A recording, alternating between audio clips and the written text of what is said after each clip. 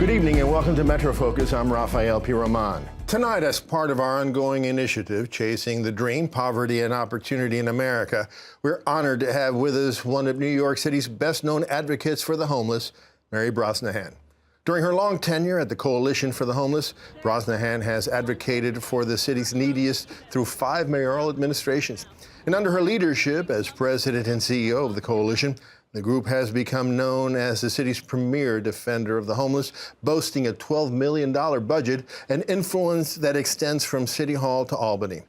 The Coalition is also known for its direct service programs, including the nation's largest nightly mobile soup kitchen and a summer sleepaway camp for homeless kids, the first of its kind in the country.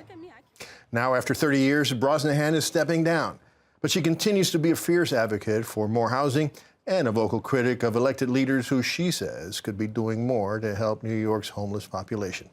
Mary Brosnahan joins us now. Mary, welcome back to the program. Thank you. Great I think I've been interviewing you for as long as you've been with the Coalition. I think so. Well, anyway, Mary, New York's homeless population is now over 63,000. Yeah. The largest number ever. Exactly. And although the figures fluctuate a little bit, it just seems to be getting worse, not better. It has. And why? Anybody walking down the street can see that. Yeah, so, you know, when you say 63,000, it's shocking, but keep in mind that's just on any given night. So over the course of a year, talking upwards of 130,000 different people, including 45,000 kids circling through this shelter system. And the bottom line, as you know, since you've been following this so assiduously for so long, is the lack of housing with support services. And that takes different forms, but people running that gauntlet on the streets of our city see that there are people who need help and also are aware that there are a lot of people that we're not seeing, especially those kids, that are suffering in silence. 2 years ago, Mayor de Blasio promised 15,000 units of supportive apartments. Over 15 years, Yeah, talk about, quickly, what is supportive housing? Well, supportive housing, it takes many forms, but the key here is for people with mental illness to have that on-site social service component so that, for instance, if somebody stops taking their medication and begins to decompensate, there's a caring social worker who can intervene, get them the help they need. But most particular to that is that when they come back, for instance, from a hospitalization, that unit of housing will be waiting for them. There's also a model where we can bring people in directly off the streets and put them into housing, because as much as we are trying to reform the shelter system, the front end of this system remains largely chaotic with huge armory-style shelters. And the people with mental illness are the first ones to be preyed upon. So although it seems counterintuitive when you see a mentally ill homeless person on the street, many times in their mind they're making what they think is a rational decision not to enter the shelter system. So as I said, the mayor promised 15,000 in 15 years. Right. 2 years later, you have a few hundred. Right. What is the roadblock? I mean, as you said, 15,000 in 15 years, perhaps that's already too long. Right. But it seems like to be actually slower than expected. It is. What are the roadblocks? Well, the roadblocks are siting issues, also just getting the nonprofits to ramp up their production. As you can see, well, you cover so many aspects of this issue. It's just New York is becoming increasingly not affordable. And so for those people who are on the bottom rung or aren't able to really compete in the housing market, it takes really much more forceful mayoral intervention to get a hold of those sites and, you know, just accelerate the creation of that housing. That's why other alternatives like the scattered site model about getting the housing in the private market, for instance, and bringing people directly off the streets. You know, when outreach workers are approaching people, they don't want a van ride to a shelter. They already know what that means. Sure.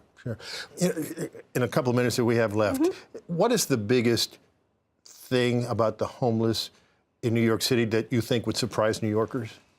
Well, you know, one of the honors of working at the Coalition is being able to talk to homeless New Yorkers.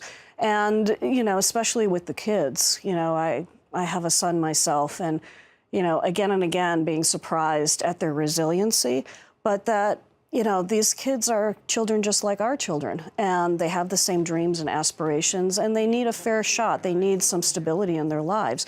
I know, just for instance, coming on the subway up here today, I'm sure, given the astronomical numbers as we make our way, we're crossing paths with these homeless kids. and that these are people like us. And also for the homeless people on the street, I think there's this myth out there that they don't want housing.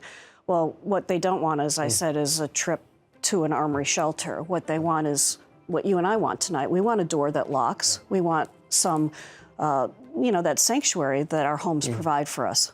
So listen, as dire as the situation is, by almost all accounts, it would be a lot worse if not for the Coalition for the Homeless and your tenure during the Coalition, during 30 years there.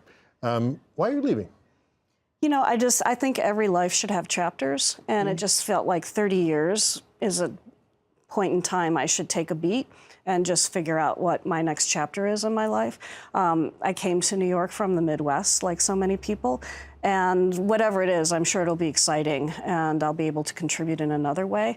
I think sometimes you have to sort of leap and then know that the net will appear. I think the So you really don't know what you're going to do next? Not quite. I've been doing some writing. But whatever I do, I know, like, for instance, just being involved on a volunteer level at a pantry at my son's school, we can all keep involved. And I think that's the key, because through those volunteer opportunities, that's when we really connect with the humanity of our poorest neighbors. Yeah.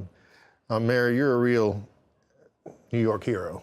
As far as I'm concerned, I know a lot of people are. Thank you so much for the work you've done over the last 30 years. Thank you. And thank you for being here with us today. Thank you. Such a pleasure.